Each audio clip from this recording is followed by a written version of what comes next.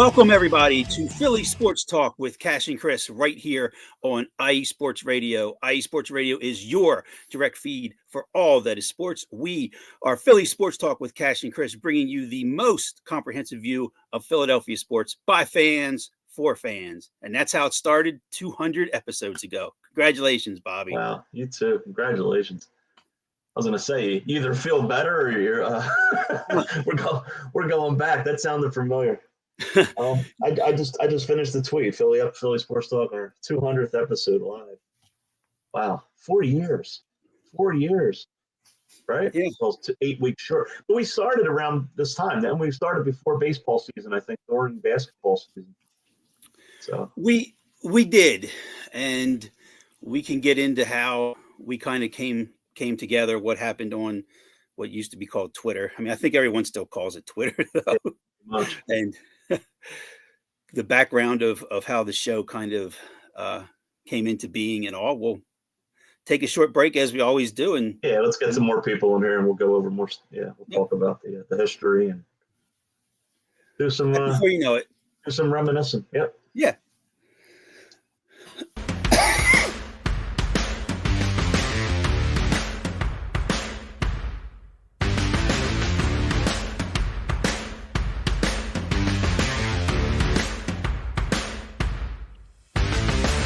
IE Sports Radio fans, this show is brought to you by Planet Jerky Premium Brisket Beef Jerky.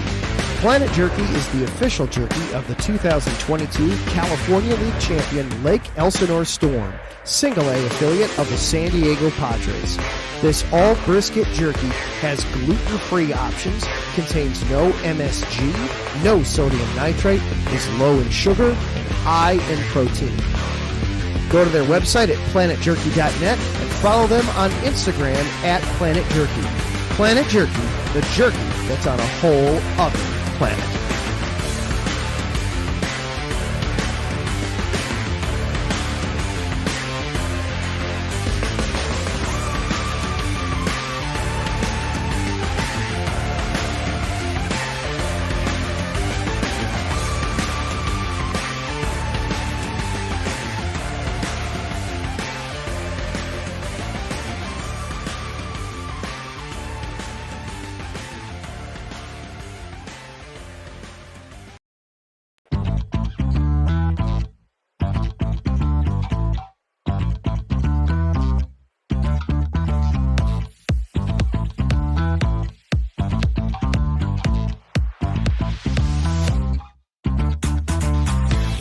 Hey there, IE Sports Radio fans. Be sure to check out our sponsor, Seal the Deal Wax Seals by Cecilia B. You just finished your very own wedding or baby shower invitations and you're looking for that extra special touch? Maybe you just wrote a letter to a relative or a friend and you want to add to their smile when they receive it. Then seal the deal with Cecilia's handmade sealing wax stamps for your invitations, letters, and gifts. You bring the deal, we'll bring the seal. You can find them on Instagram at sealthedeal_wax stamps and on Facebook, Seal the Deal Wax Seals.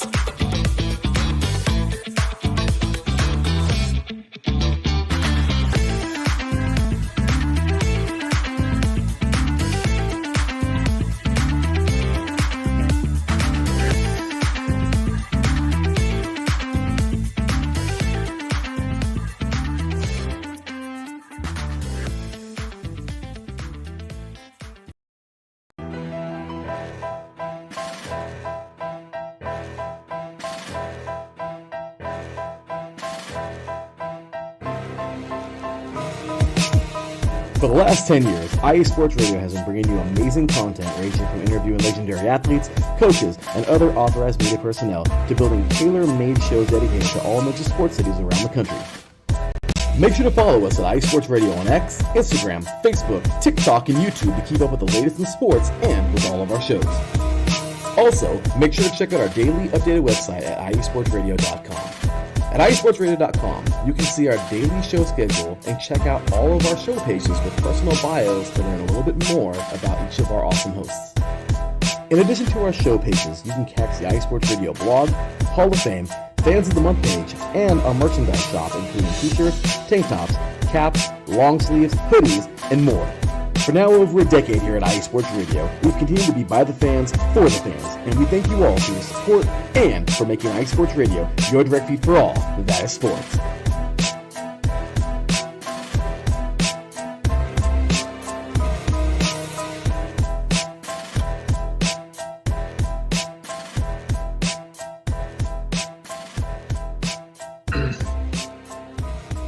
And Bobby, you remember this one? If you have a business out there and you are hiring employees and you want to get a background check, our old friend Kit Freeman.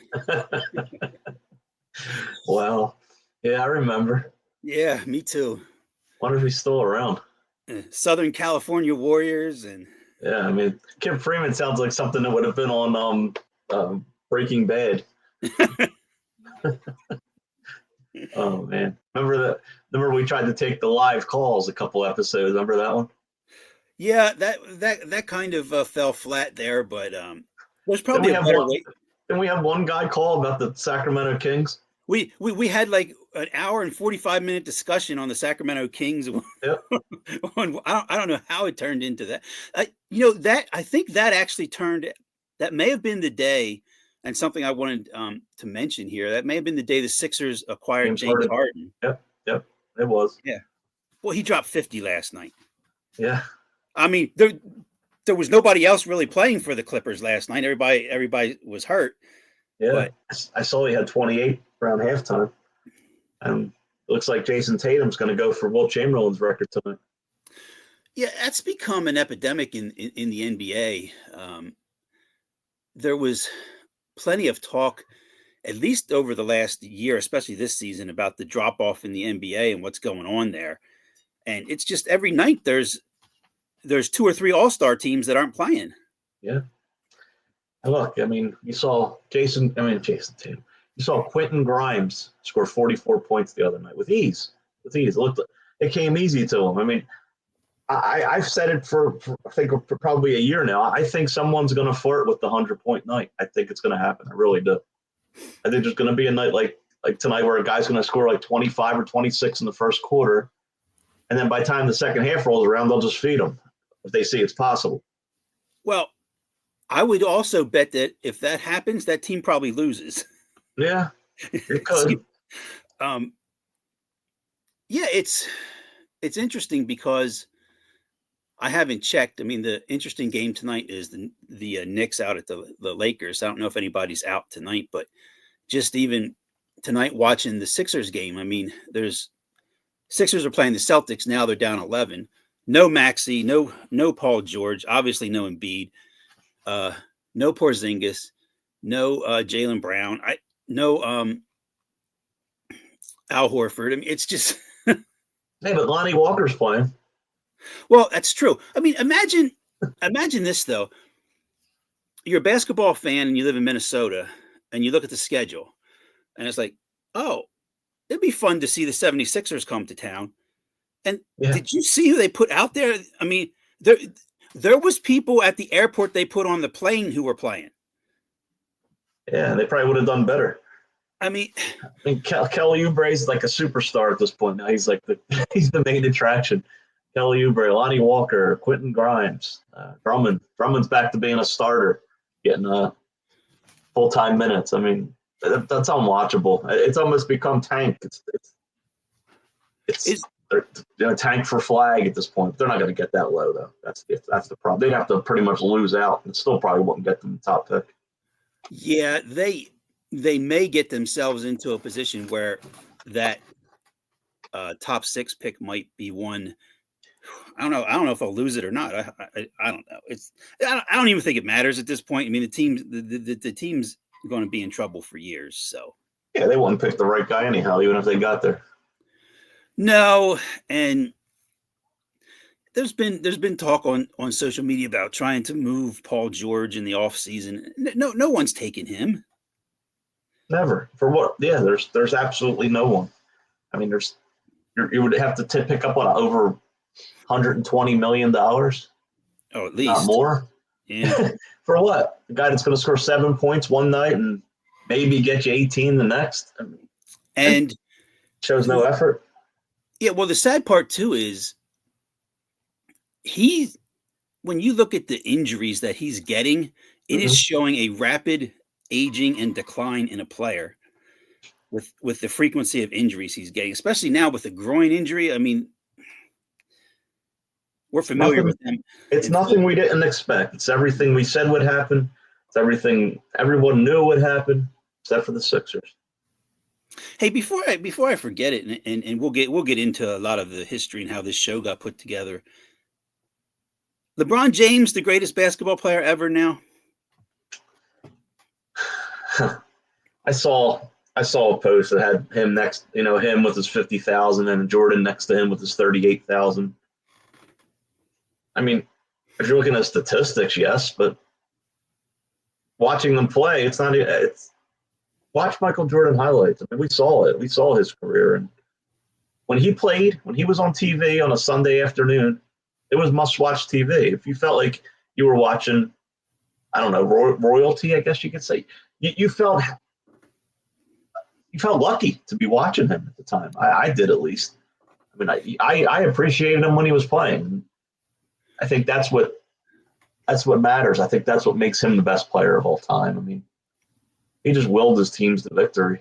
LeBron did it in a different way. LeBron did it with strength and power, and Jordan did it with finesse and beauty, right? I mean, he made it look good while he was doing it.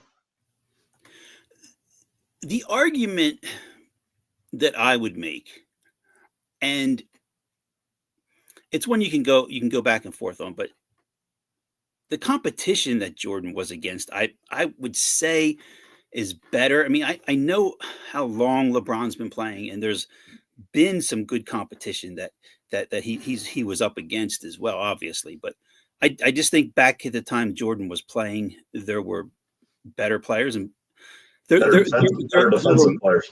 There were more star players and better teams. I mean, you look, especially if you look now at how watered down this league is. I mean, but 50,000 points.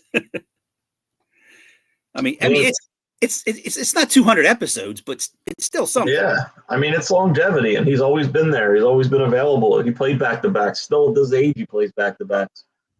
And yeah, I mean, it's close. It's a 1 and 1A. It's not like it's a easy decision. No, and when you look back, there was always Jordan was the guy. Hey, to be in an argument where you're better than him, I mean, that says it all. But LeBron was always good. I mean, even coming out, he was good. Michael Jordan had to work. Michael Jordan made himself better year after year. He wasn't a dominant player in college. He wasn't the obvious going to be the best player ever. I mean, well, he wasn't the first pick in the draft. Right. That's what I mean. LeBron James was like the chosen one. You knew he was number one pick. I mean, there was never a question about it. Jordan had a hunger inside. Kobe Bryant and him are very similar. Very, very similar. LeBron's more quiet, I guess. I mean, he never talked about that, wanting that will to win. And he did win, of course, but the standout thing for me with LeBron,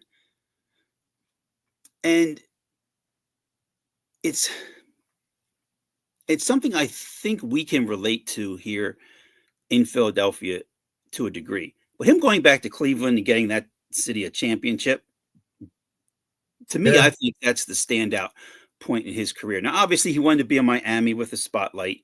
He wanted, obviously, to go to L.A., spotlight again. But after what he went through in Cleveland, left, and then was able to come back, and essentially, I mean, that Kevin Love, Kyrie Irving, I mean, but that team wasn't, how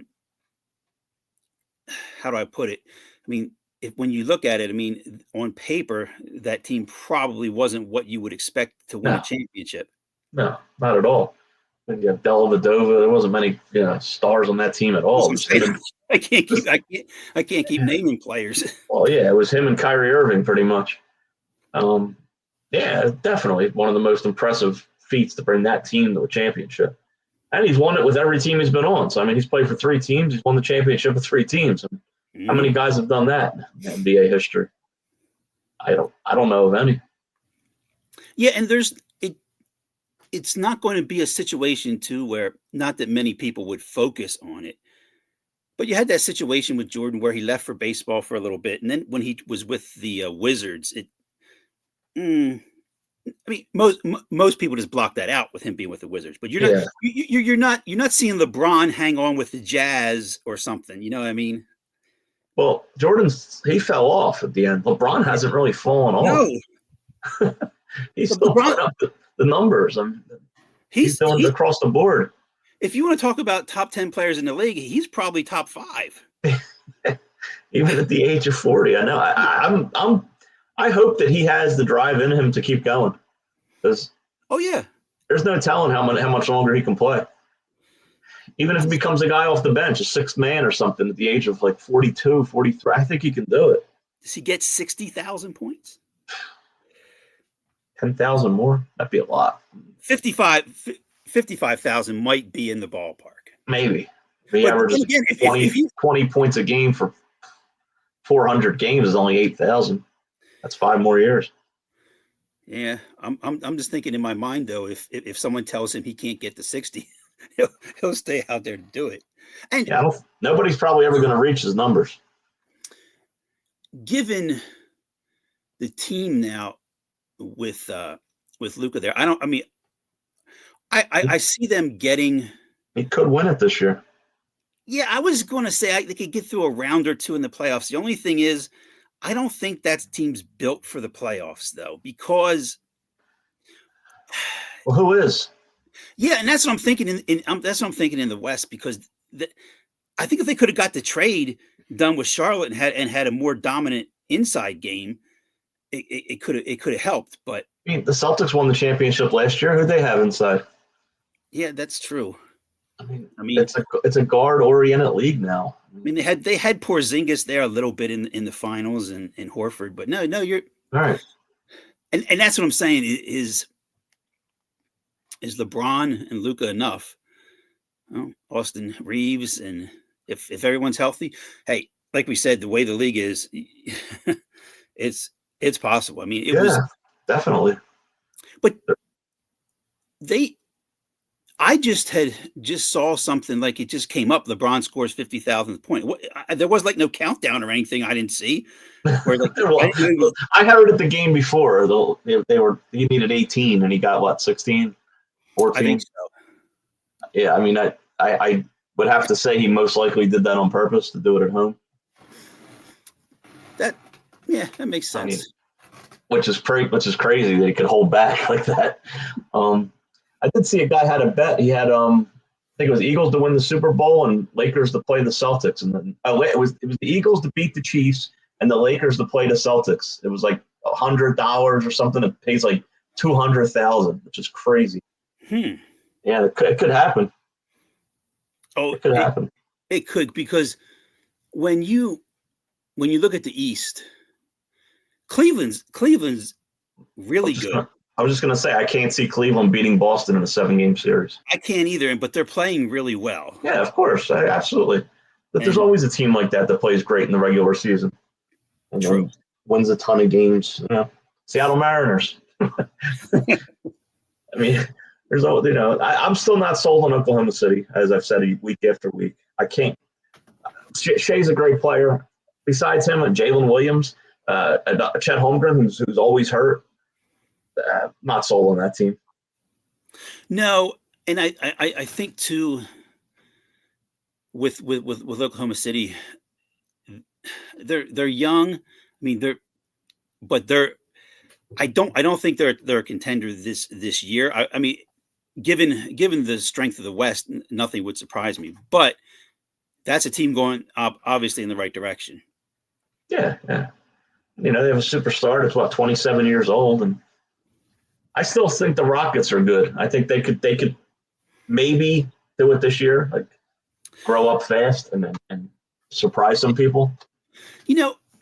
It's interesting because given the amount of basketball that we've watched, and especially the NBA, and stuff that we've seen over the years, especially being Sixers fans, and seeing how they've gone out in the playoffs in the second round and all. And as we said, the playoffs become a different game. The point you made, I think, is spot on. From what I've seen, I think the Rockets are built for the playoffs. Yeah. Now they'll probably go in the first round because I said that. I think they're a team that's built for the playoffs. So they're deep. Yeah, they got the center. They got the Şengün, and I like Jalen Green. Amen Thompson's only 22 years old. Cam Whitmore, rising star. Van Fleet. Yeah, I mean, that card I sold last night. I saw the Amen Thompson, Asur Thompson. Yeah. I think I should have held off. I sold the same. Well, every sale of the card was from China for some reason. That's what scared me. Why are these cards only in China? I have no idea. I was talking to a guy about it last night. Mine didn't come from China, but I sent it to authentication today. So crossing my fingers that nothing's wrong with the card. I compared the autograph to his actual autographs, and it looked good. So. No, that was a beautiful card. Yeah. Bought that from a couple kids on Twitter, on Whatnot. Oh, yeah, on Whatnot, yeah. They were pleased to sell it. See what the episode is tonight? That's how much I paid for it. Well, there you go. That's a bargain. Kind of fitting. Everything everything rolls into place. So the main thing that brought us together was our passion for baseball, and obviously Phillies baseball. Yeah. We had met on Twitter. Just well, we met, but it was mostly on the Phillies account, right? And we were probably the two most critical on the Phillies account. That's right? But that's where we saw each other's posts, right? Yeah, I don't know if it was. I don't know if it was so much. What you're saying is true, but I don't know if it was so much of being critical. It was more of us kind of having the same perception of what was going on with the team and players, where it was like, wait a minute, you people are seeing something we don't. Right. Especially like I said, JT Realmuto is the reason we know each other. Where I think we just picked up on it earlier than everyone else. We're not alone anymore. I mean, we used to get a lot of slack. He's the best catcher in baseball. We'd hear that almost every night. And the guy just never delivered in our eyes. I mean, he never gave us what he was promised to give us. I mean, I heard Andrew Salchunas talking yesterday about it, about Realmuto, and saying he was never supposed to be a great offensive hit player. He was never going to be a power hitter. He was a gap-to-gap hitter. Well, I would have appreciated if he was a gap-to-gap hitter, but he wasn't really that either. He was a singles hitter. You just always get that feeling that the best strategy facing Realmuto is walk the guy in front of him, and you got an automatic 2 outs because he'll ground it to shortstop. Yeah, the best strategy for the whole team is don't pitch to them. Don't throw them strikes. That's their scouting report. Yeah, and it's difficult. It's difficult now because social media, with this fascination on spring training. I don't care if they lose every spring training game 25-0. Yeah. Okay, because it's meaningless. Well, since that I had a little, I did a little stat looking before the show. Aiden Miller is supposed to be our future star, right? If you own this team and if you manage this team, you want to see as much of him as possible to spring training. He got nine at bats. I know. And just where'd they ship him to? I mean, I don't even know if he's there anymore. Well, they shipped him back to Reading, or somewhere in the minors. But why they called up like 5 guys yesterday? What's that all about? Never saw that before. Since when do you call guys up in the middle of spring training? See, Miller to me seems to be that guy who, come trade deadline, the Phillies trade for left-hand journeyman reliever or something where why didn't he? I would have started him. He would have started every game, played all 9 innings every game. I mean, why not? I don't get it. I don't get what the harm is. I mean, you look at Zach Wheeler had a bad outing. Spring training. Thank you, Taryn. Congratulations. Thank you. We appreciate it. Thanks for always being here. Everything. Yeah. Jesus Luzardo gave up. He was trying to do his Kyle Gibson impression by giving up 4 home runs in a row, but he only got the 3. Okay, it's like I said, it's concerning, but then you got to just take it with it. It's spring training. Yeah, I mean, I can't get worried about pitchers, but I do worry that a certain pitcher didn't throw one pitch. Andrew Painter. Where's he at? And Mick Abel, where's he at? What happened to the old split squad game? Remember growing up, you always saw the SS? Yeah, exactly. They used to take the bus to play the Blue Jays. Well, that's situations where, like you said, the guys who you just mentioned and Miller and younger guys, then you get them in the lineup and be able to play. I don't know. I don't know. Exactly. I'm going to say this, and it's probably going to sound over the top. Andrew Painter's not going to pitch for the Phillies this year. He's just not. I don't think he's in their plans for this season at all. Thompson said if he comes up, he'll be a starter, which is not really alarming breaking news. I mean, of course, he'll be a starter. Right. What else would he be? But he said he would go to a 6-man rotation, which I don't believe would excite Nola and Wheeler. They don't like that. They want to be out there every 5th day. So. I don't know how he figures. Maybe he would rotate him with one of the guys that's struggling. Maybe you can still pitch Wheeler or Nola on their 5th. Yeah, because I think now when I say that, I think now what I'm saying is the plan for Painter is probably not there, at least in my mind. But you have to expect with Luzardo, you have to expect with Ranger, somebody's going to be be injured. Yeah, especially with their history, just like the sorry, I just looked at my phone. just like the Sixers with their injury history and how that's come true. I think the Phillies' injury history, same thing. I mean, like you said, Ranger Suarez and Jesus Luzardo just haven't been able to stay healthy. No, Ranger Suarez. I mean, I actually think people are going to be tired of seeing him because I mean, I really think he may start the season off well, but once he gets innings built up, I mean, well, especially with the way he's pitched, he's got to pitch better than throwing 90 pitches in 4 innings as well. And getting worn down. The guy I'm interested to see the most on the Phillies this year is Christopher Sanchez. I mean, I think he's got a chance. I think he's got a chance to be the best starting pitcher on the team behind Wheeler. Yeah, and I was just thinking about him. Do you break them up at some point? Do you break up? You'd have to go 3 straight lefties if you go Wheeler Nola. Are you really going to go Sanchez, Luzardo, Suarez 3 straight days? They'll do it. I mean, that's not a good idea, right? That's not a good idea at all. I mean, I can see if you're playing a lefty strong team, but even that, they would get used to the arm slots day after day. It's just lefty, lefty, lefty. You have to put somebody else in there, I think. And Painter's the perfect guy. They have to bring him up. Hi, Gracie. Yeah, and I think so. Their reasoning would be, well, Ranger Suarez, I mean, yes, he's a left-hander, but it's a completely different delivery than it is from Sanchez and Lazard. I know I wouldn't do that. I mean, if I was putting it together, it's Wheeler, Sanchez, Nola, Ranger, and then Lazard. Yeah. And it's no slight to Nola. It's just a matter of breaking them up. Oh, no. It's exactly. It's absolutely no slight.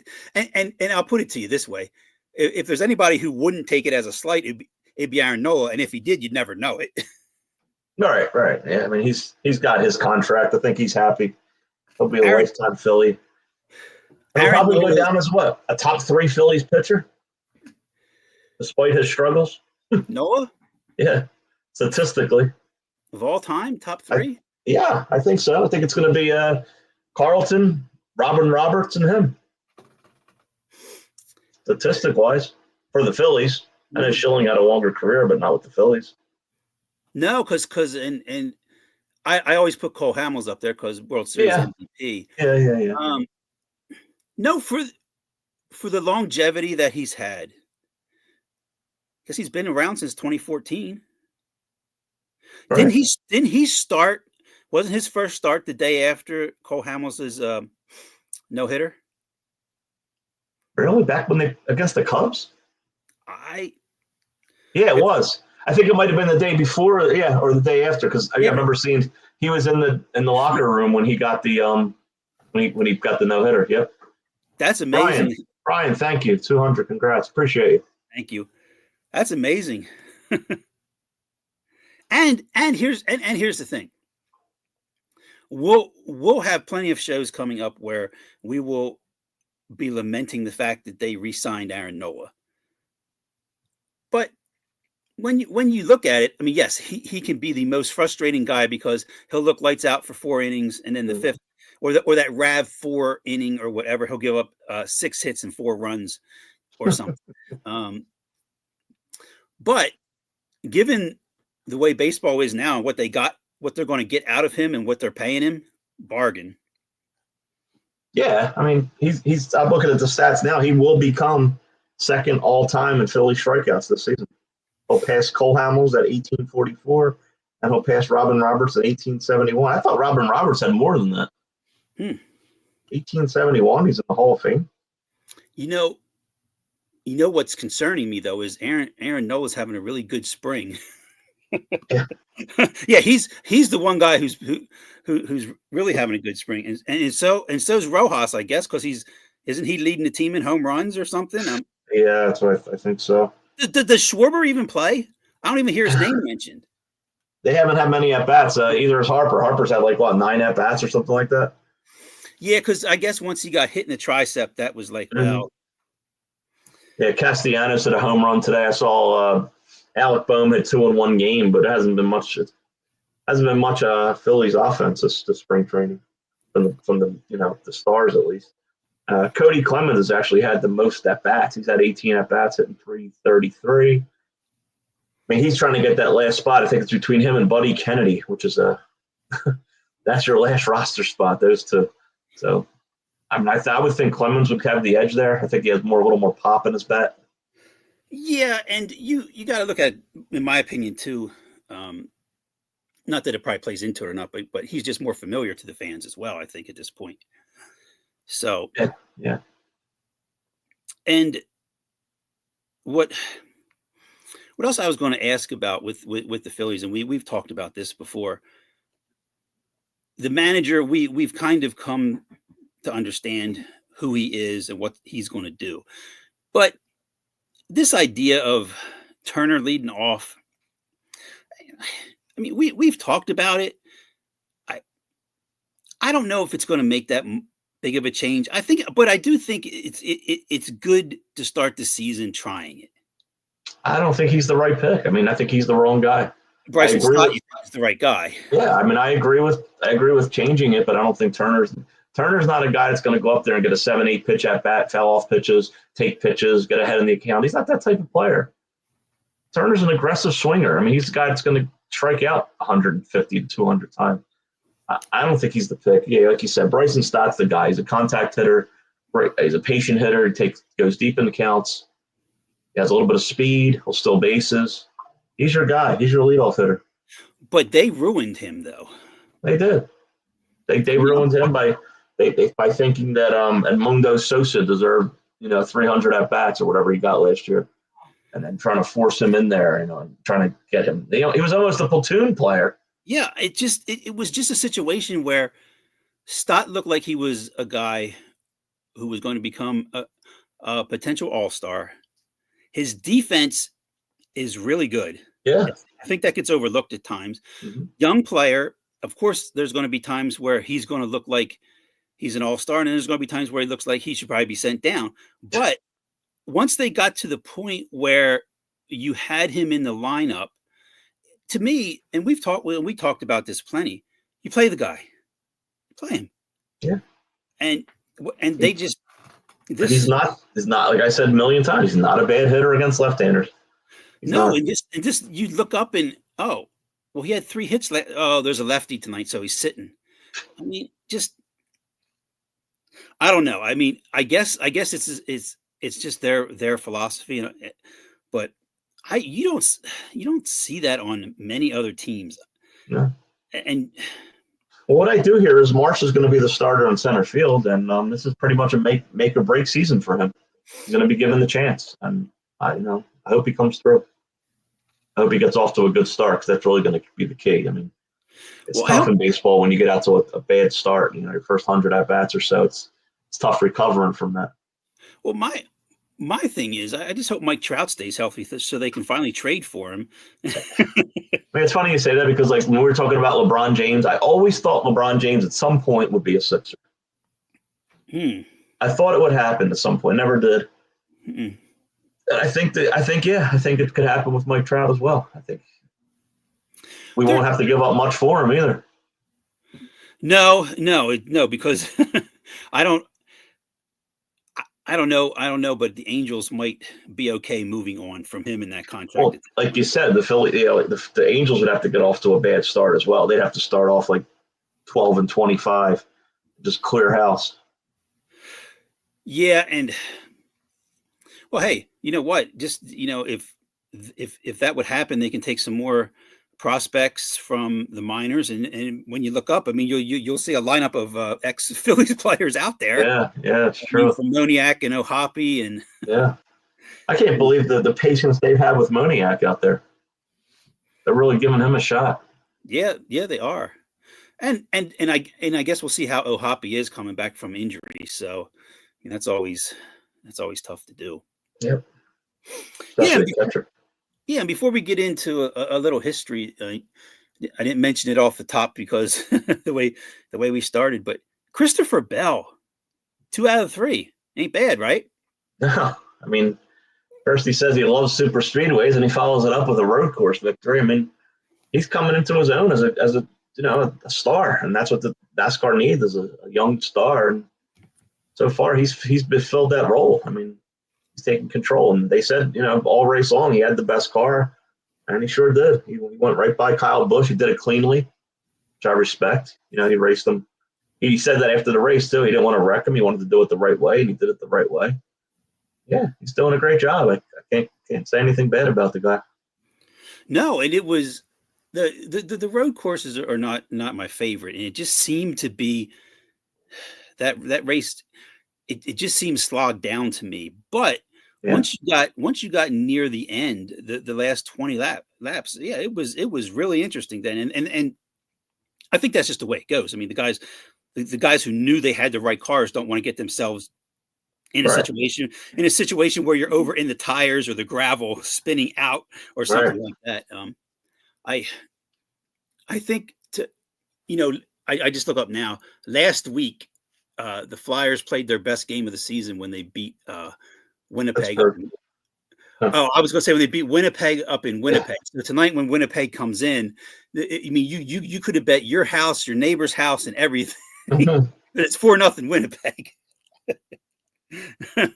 Yeah, they've Jason Tatum followed up his 18-point first quarter with 2 points in the second quarter. Good old reverse jinx. He's probably not getting to 100, but after the first quarter, how many people put down for him to get 50? There you go. Yeah. Yeah, there could have been that bet could have been put in. By the way, that was our Flyers minute. Yeah, by the way. Boo! Team is just not going to make. That was one thing I was thinking about for the number of years that we've done this and the episodes. We had Sixers playoffs, Phillies World Series, Super Bowls with the Eagles. Flyers are non-existent. I mean, they had that one year. Were we on for that year when they were number 1 seed somehow? The COVID year? No, we weren't. No, I don't think we were. I don't think we were on when they were playing in the NHL bubble. So there's never been a Flyers playoff game during Philly sports though? Not that I recall. Yeah, I don't think so. It's been that many years since they've made the playoffs, huh? Yeah. No, they are bad. Yes. And it's, I guess today's the deadline too for the trade. The trading deadline's what, today or tomorrow. Yeah, it's usually about 75 games in. Yeah. So, but no, it's just not something that's a good situation there. They need a goaltender. Yeah, I mean, Fedotov has played well at times, Urson too, but now it's well. Okay, they're playing Winnipeg. Winnipeg's one of the best teams in the league. I mean, these teams that some of these teams that they're playing, I mean, are just better, and they're way too inconsistent. I mean, that's just What do you think of Mitchkov? Has Mitchkov been better than expected, or about what expected, or worse than expected? Better. Yeah. Given the team he's on, better. For his first year. Now, we've seen guys who've had good first years and then they sort of disappear. I mean, I thought for a while there that was happening to him, but no, he's back, and I just don't know if he and the coach get along. Yeah, not too many people do it. How many years is this guy going to have? He's got 1 year left. That's what I mean. How's he keep his job? He hasn't made the playoffs. I mean, it's horrible. Yeah, and I guess the argument there is he has no players. Yeah, who else are you going to bring in? You're going to bring back Alain Villo? I mean, no. I mean, they're just whoever the coach isn't going to be able to get this talent. And I think Danny Briere and the group they understand that at this point. Okay. So yeah, I mean he's got 1 year left. Whether they fire him after this year or not, or he walks, I don't even think he cares. I think he would like to have a team that could compete, and thought maybe they would be able to do that. But hey. Not going Enough of that. That was the longest Flyers 2 minutes ever. I know. So, we won't have a Flyers minute the next couple weeks. So yeah, this is our 200th episode, everybody. Thanks for joining us. Pretty much our show's been unscripted over the years. We've never really gotten together and talked about what we're going to talk. Early on, that was our thing. We would try to call each other or talk Tuesdays and like, oh, what are we going to talk about? Then it became like we didn't need to talk. We knew what we were going to talk about. The show's called Philly Sports Talk. So basically it was going to be a show of 3 segments and a Flyers minute. It was going to be Philly, Sixers, Eagles, and a Flyers minute. And then we would sneak in NASCAR, and we used to talk TV, movies, and now we do our top 10s. And it's pretty much how you put a show together. We squeeze it into an hour, and it's just we've worked together flawlessly, I think. I mean, the way we do this with no practice. We're not professionals. And it's been a pleasure. It really has. It has. And speaking of television, the most recent show that I watched is a show called The Pit. Have you heard of it? The game show? No, it's a medical drama. Oh. It's called The Pit because it takes place in an emergency department in Pittsburgh. Oh, remember the show ER? Of course, yeah, I do. Noah Wiley's on this show. He's not playing the same. He's not playing the same doctor, and it's one day. It's 9 episodes, same day, 9 hours of one day. Oh, it's really like good. 24. Yeah. Mm-hmm. Okay. Really good. Funny you say that because I ran into a tweet today. I'm not sure if you saw it. It had 70s versus today. It showed a episode of the Brady Bunch. They'll tie in the medical, and it showed how the family got measles and how the kids were so happy that they got the day off. And then it flashed forward to an episode of Law and Order, and how the measles outbreak, and they had people in the hospital, and it was a medical emergency, and 9 people were exposed, and what a difference it was, 30, 40 years later versus the 70s. And it's the same thing, measles. It's amazing how differently. I remember from watching the Brady Bunch, like if Cindy would sneeze, it's like, uh-oh, here comes the major cold. And they had you remember the episodes where they were in Hawaii and they found that idol? And Oh yeah. Oh man, there's The ones with the monkeys, right? They wanted to be singers. uh-huh. My one of my favorite characters on this show was always Sam the Butcher. Yeah. That Alice's boyfriend slash not boyfriend. I don't know the guy. I don't know the actor's name, but he was a character actor. He was on a lot of shows from Gomer Okay. Pyle, All in the Family, and All I know is that show was made by Sherwood Schwartz. Never forget seeing that in the beginning. no, always seeing the there's a station here. There's a station that's on that plays it every day, and I'll stop by it every now and then if I see it. It's just funny seeing the clothes and everything. Someone had same station that plays Gilligan's Island. Yeah. Mm-hmm. Yep. It might be called Me TV or something like that. Yep. Yeah, someone had something on too where they had 3 doors. It said 90s, 80s, 70s. If you could go back. I mean, I'm picking the 80s. Yeah, that was the best. Yep. I think so. Ralph, thank you. Ralph says congrats on 200. Guys, have a great show. Appreciate you. Appreciate you always being here. Yeah, thank you. Yep. What I had this week, I took from social media. There was, and let me pull this up so I have it. I have this exactly right here. Let me see. Find the picture I took. There was a ranking. This was the Fox Sports top 10 biggest athletes in Philadelphia. Biggest, like size wise? I'm just kidding. No, I think I don't understand. I think the understanding here is the guys who, when you think of Philadelphia, who are the guys that stand out most? Ever? No, now, currently. Okay. So what I did was I said, well, I'm not concerned so much about that.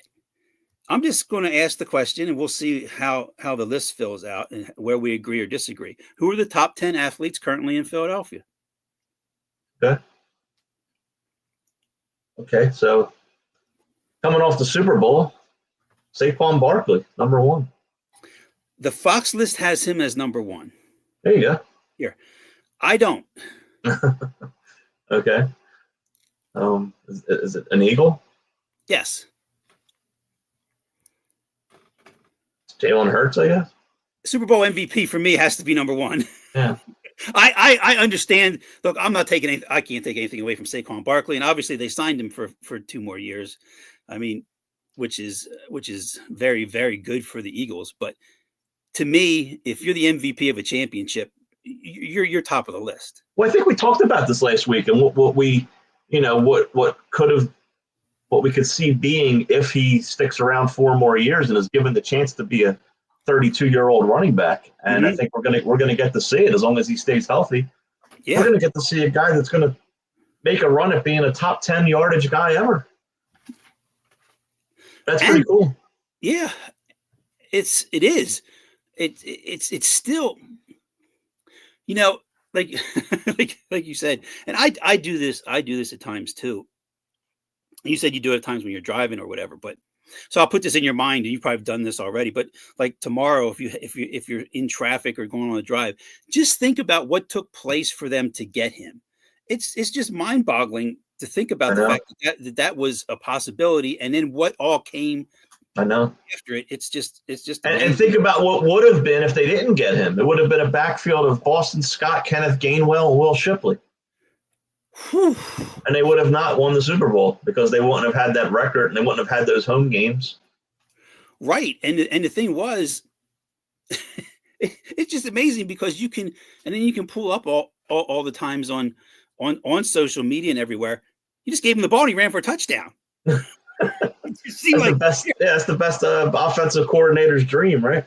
Right. Well, okay. Washington took the ball and went down and kicked the field goal. We'll hand it to Barkley and then we'll be ahead. And the Saints hired Kellen Clemens based on that. Well, Saquon Barkley made him a head coach.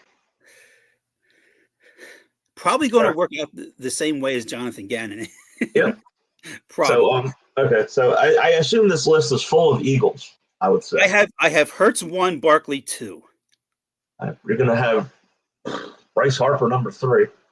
That is correct. Bryce Harper is number 3. Zach Wheeler number 4. You're right. Zach Wheeler number 4. I'm not in the same room, guys. I'm not. We are not. We're what's amazing on this Fox list? They don't have Zach Wheeler on the list. That's ridiculous. He's pitched like a Hall of Famer the last 4 years. Correct. He should have got a Cy Young in there too. Yes. Yeah. Number 5. Do I stay with these Phillies or do I go back to the Eagles? I'd say my mind's saying back to the Eagles and A.J. Brown. Correct. And then I'll stay with the Eagles and say Devontae Smith. No, he's not 6th. He's on the list, but he's not 6th. Okay. It's another Eagle. That's the Eagle. Lane Johnson. Also on the list, but not 6. In my mind. I mean, everything you're saying, these guys could be there, obviously. Yeah. Defensive side? Yeah. Quinyon Mitchell? No. He's really good. Oh, yeah, he's really good. I mean, we lost Darius Slay, and that's another one of your famous sayings, addition by subtraction right there. Yeah, and there's talk that he might come back.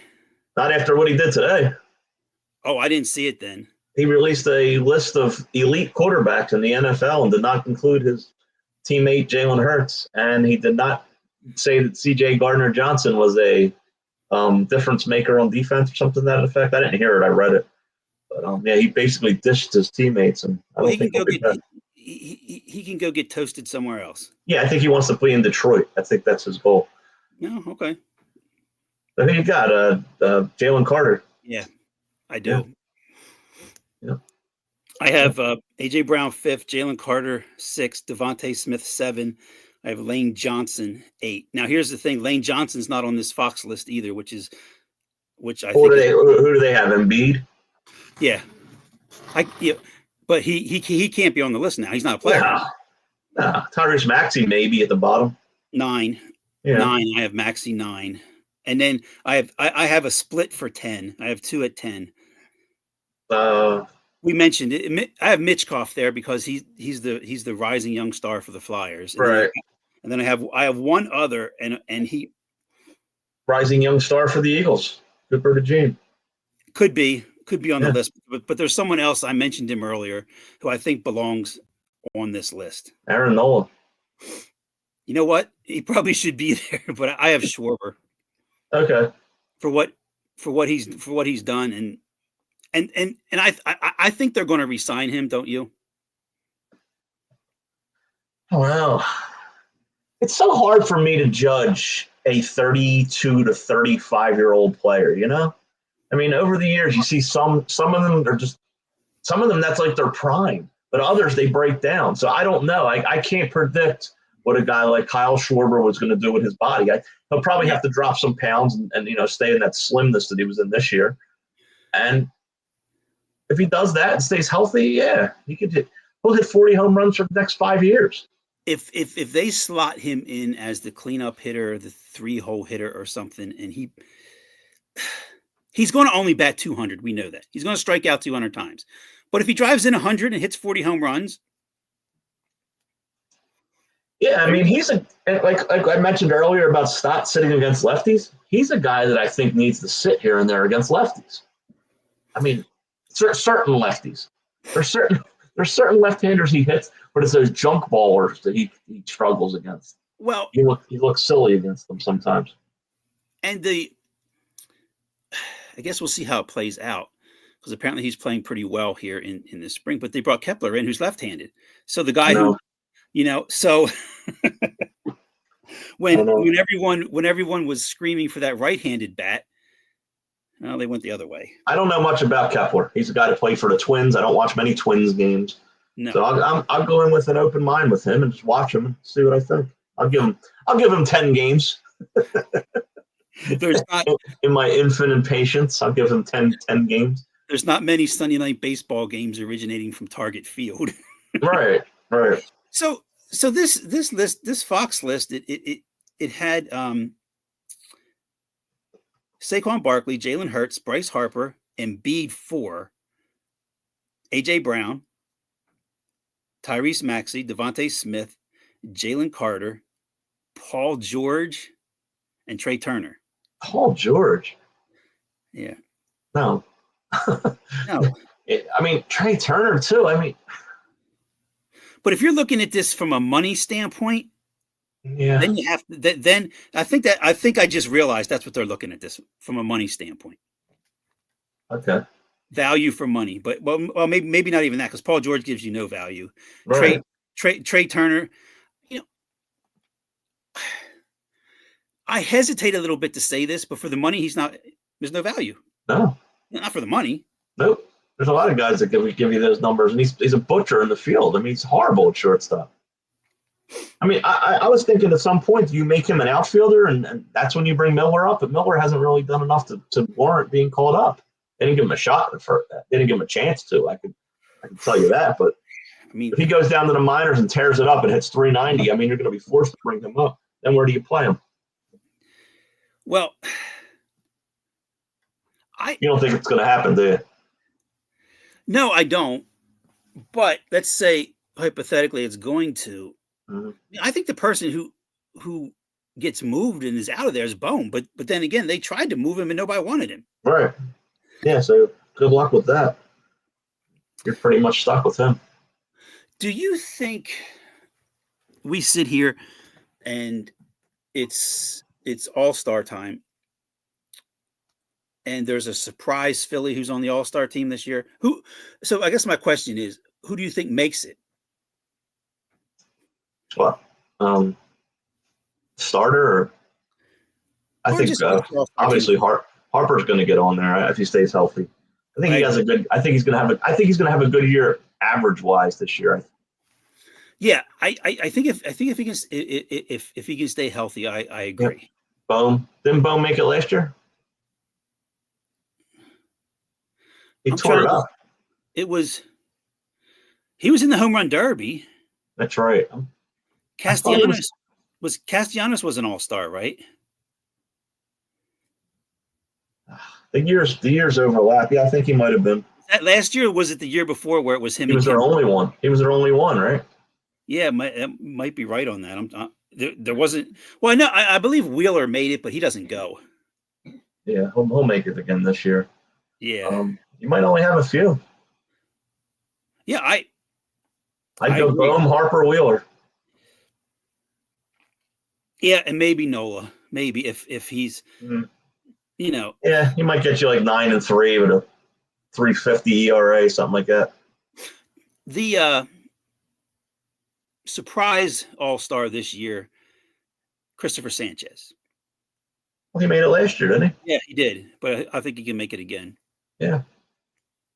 He's tough. I mean, there's something he does with his delivery that makes it, he's deceptive, and I think he's hard to pick up. And whatever he's doing something right, because, I mean, he's not a guy that we thought would be a star, and he's turning into one. Yeah, and the interesting thing is when you look back at how he evolved, the Phillies really went against what they usually do, because they were limiting his innings, and then all of a sudden it was like, no, we're not doing that anymore, and it worked. Yeah, he'd be throwing a no-hit game in the sixth inning. They pull him out after 70 pitches and all, and it's just like, and at some point let him go, and it worked. So like I said, he's the Philly I'm interested in seeing the most this year. The guy I'm least interested in seeing is our buddy, the catcher. Yeah, me too. I'm actually interested to see who they bring up as the backup. Is Marchand going to start the year at the majors? I think he has to, because he has no more options. So he has to be your starter, and I think Garrett Stubbs has to go. See you later, buddy. Yeah, I mean, they're going to be. Well, I think I know what they're going to do, though. I think though, I think they're going to want to extend Real Muto another year or two, because if not, what are they going to do? I mean, they don't have much of a pipeline for catchers, I don't think. They do. They do. They have a catcher that's top 100 prospect. I'll get you his name. Yeah, I probably don't even like I said. Obviously, it's not being talked about enough. Then if they do, because I I'll probably know his name when you say it, but he must not have been with them in spring training. His name is Eduardo Tate. He's 18 years old. Okay. Yeah. He had 333 last year in the minors. Sorry, I apologize, everyone. I did not know him. He's their number 4 prospect. Wow. So maybe not this year, maybe 2 years from now. Yeah. Oh. They have some guys I never heard of in the top 10 all of a sudden. Moises Chase, Dante Nori. He was their first round pick, Dante Nori. The guy that had a big spring, Gabriel Rincones Jr. Alex McFarland. They said he throws 100. Yeah, so they're not loaded. Mick Abel's still on there. He's number 8. Griffin Burkholder. I've seen him. I've seen some cards of him. He's a guy that they think has a big future, a lot of power. So, yep. There's no obvious. It's Painter and Miller, and then a big drop off. I'm gonna say something that will surprise you. Mm-hmm. I think this year's bullpen will be better than last year's. Depends on Romano. That's your guy. You know what? Because he could be your closer. That would stabilize things, and then that Alvarado could have a role. Kirkering could have a role, and then he could be the 7th. He could be the 8th. Romano could be the 9th. But if Romano struggles, then it's all of a sudden who's our closer? Do we put Romano back to the 8th? Do we move these guys around? You need Romano to be the stabilizing closer from the very get-go. Yeah, and I'm hoping that works out. But I'm saying by May he's okay. Memorial Day, he's not the closer anymore. One, I don't know if he can stay healthy. And well, two, he's not the closer anymore. I don't know if your first statement's going to come true. I don't know if they could be better. No, well, because what I'm saying is, I'm just looking at it, and I think Alvarado is going to have to be the closer. I'm thinking he's going to have a good year. I mean, I think. I hope not. What's that? I don't think he's all of a sudden going to have control. So I hope he's not the closer. And for some reason, I'm thinking as hard as he throws, I'm thinking maybe this is the year for him. If not, then of course that bullpen's going to be in trouble. Yeah. Well, you're right. If I just don't think Romano throws hard enough. That could be an issue. Yeah, I just, yep. Well, then again, hopefully you look at it from a situation where if he's in, the Phillies are headed late, so that's one bonus. Yeah, that's true. Well, it's baseball, so of course they're going to be ahead late in a lot of games. I mean, every team wins 60, every team loses 60. I'll say that every year. Yeah, because you have from the starting pitching every night from the first 3 guys to go 6+. Yeah. They're going to be in the game. Yeah. Which really aggravates me that they didn't go out and get more offense this offseason. Because they would have bolstered their offense, I think they would have been a World Series. I almost said Super Bowl. They would have been a World Series contender, and they didn't do that, and I don't know why. I think I do know why. I think the thing is Middleton's like, I've paid these guys, go play. You're supposed to, But he's given them a chance to, and they haven't proven they could. So that's the point. I mean, I think from what Dombrowski was saying today, it's just, you got to be patient a little bit and wait. And it's like, okay, well, yeah, but what we've seen the drop off that takes place and how the offense can just be as stagnant as can be at times and at the worst times. Yeah. All right, let's do a little flashback real quick. I mean, I was thinking of all the places I've done the show. Yeah. And I mean, I've done the show delivering mail. I know I've done that. I've been out there late working. I've done it driving home from work. I've done it from the bedroom, the living room, the basement, pretty much everywhere. My back deck here, my daughter's guest room, pretty much everywhere. I mean, because we used to just be on the just with audio, so we could basically do the show anywhere. Now I pretty much stuck in front of the computer in the living room. But yeah. Me, Me too. From the parking lot of baseball game I've just umpired. Yeah, yeah, It's been done from there. The other thing too is, before we forget, we have the best staff at IE Sports Radio. absolutely, I mean, absolutely. Thank you. 100%. I mean, Thank you, staff. the staff behind the scenes does an outstanding job. And in the early days, remember, I used to use a microphone. We did. I remember the vibration from it. I think you did for a while too, right? Well, yeah, because what we would do is we would just sit the phone next to the microphone, and That's right. That's right. and These shows I haven't really watched. These are probably our best audio sounding shows we've done. I know. There was times where you couldn't hear one of us. It's like, yeah, that's right. We used to call each other on the phone. The phone would be sitting in the computer. And yeah, we would try to get the sound. Our show sounded horrible. It did. did. But we did them. We just kept going ahead with it. Yeah, we just evolved with the technology, and yeah, I don't know what's next. I know with technology, but it's interesting too, because you go back over the years, and we go on Spreaker to try to find the show and listen back and all that, and now it's right there on X as soon as we're done, the whole show. Right. I mean, Yukio's putting it out as we're doing it. I know. Thank you, Yukio. You've been here all along. So I just glanced up, and they showed a picture of Tyrese Maxey and Paul George sitting on the sidelines. It's just depressing. Even Embiid was at the game the other night. He doesn't look like he's hurt. He looks,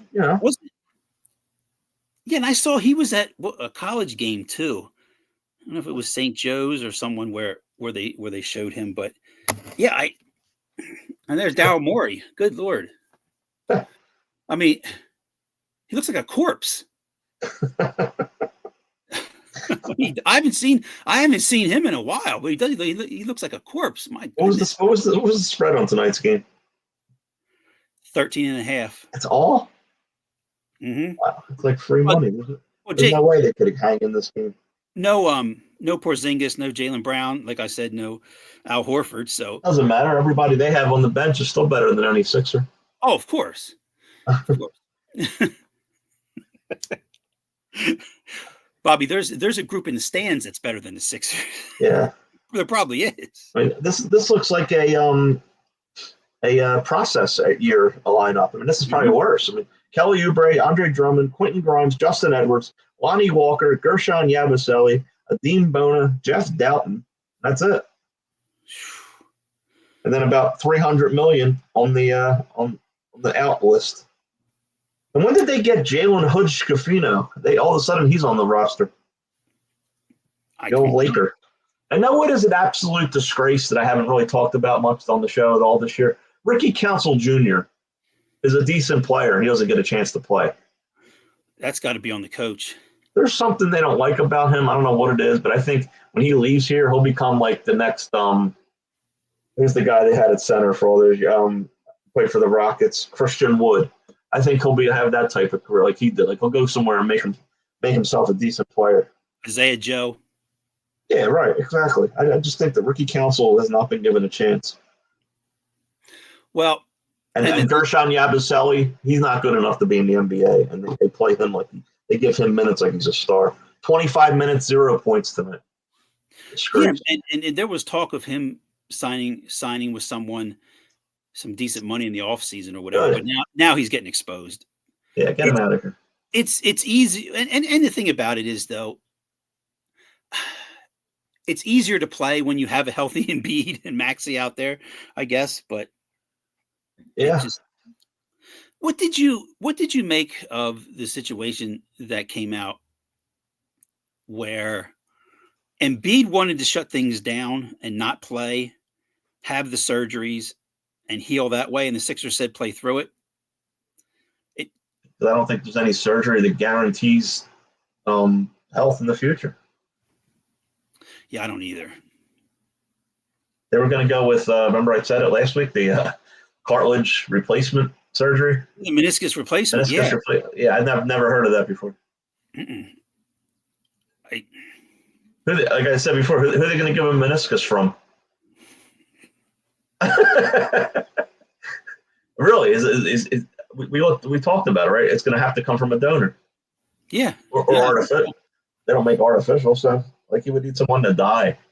What I saw briefly about that was those when that happens, it has like an 8 to 10 year warranty, so to speak, before it starts to go bad. But if you're playing basketball on it, you got to think that's 1 to 2 years. And the way he jumps and falls and crashes to the court, 6 months. Do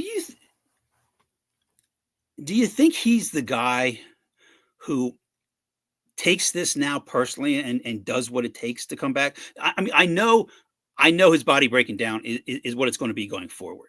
But is he the guy that do you think he's the guy with the drive to say, you know what, I'm overcoming this? He may do enough to get himself back on the court, but I don't think it's going to last long. It's he and the sad part is what we've seen out of him, which has been absolutely unbelievable. It's over. I mean, he's not ever. He'll be a shell of himself going forward. There's no chance. There's no chance. I mean, and our favorite morning host, I listened to him the other day, Andrew Salchuna, saying that we don't appreciate what we've had in Embiid, and that he's a Hall of Famer that we don't appreciate. He's not a Hall of Famer. He hasn't played long enough. I think given the way he's scored, you could make the argument, but I think what you say is right. He hasn't been there long enough. No, he doesn't have the I don't think there's anyone in the Hall of Fame with 13,000 points. No. And given the fact that, for minutes played and points scored and all that, yeah, I don't know. I mean, I don't. No, he's not. He's not a Hall. Not yet. Mm-mm. He would have to do it for 34 more years, and he's not going to. I was thinking, is he a guy who comes back and then gets himself on a team and maybe gets to a finals or something? Yeah, as a bench player. But who's taking him with that money? I mean, that's the hard part there. I mean, the Sixers. Yeah, that's the thing. The Sixers would have to. Well, if what they said is true, if he can't get back on the court, they can release him. Yeah, they can do that. Then does he put his pride aside and play somewhere for $5 million and be a sixth man, seventh man off the bench? I don't know. I don't know how all that works with what they call that medical exemption or whatever. Right. I don't remember that being a situation where it's ever happened with anyone on the Sixers. Mm-hmm. But you're right. There has to be something built in where if that happens, you can't be just on the hook for somebody who's not playing. Right.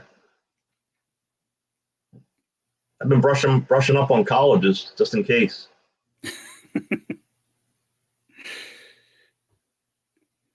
I've been playing Ask Siri. You can ask Siri what college a player went to. Oh, I try to think of it first and get it right. Well, you would be, like I said, you're much better at that than me, for sure. Yeah, it's fun. I enjoy it. Yeah, 200 episodes. Hey, looking forward to 200 more. Yeah. Excuse me. We probably said that when we did our 100th. Yeah. But now we got 110 people watching us. Thanks for joining us, everybody. We appreciate you being here. I think that 100th episode, I was kind of off the road in a ditch, and you were where? I'm just kidding. Probably. Yeah, it maybe could have been, but that was in my days when I first got to New Jersey. When I was working till 9 o'clock at night and still trying to squeeze the show in, and did it. Well, I guess looking forward next week, more Phillies talk. Yeah, as we get closer to opening day, it'll be here before we know it. Yeah, and we'll give our predictions for how we think the baseball season is going to go. Yes, for everyone who's supported us, thank you. Thank you. Good night, everyone. We appreciate you. Good night.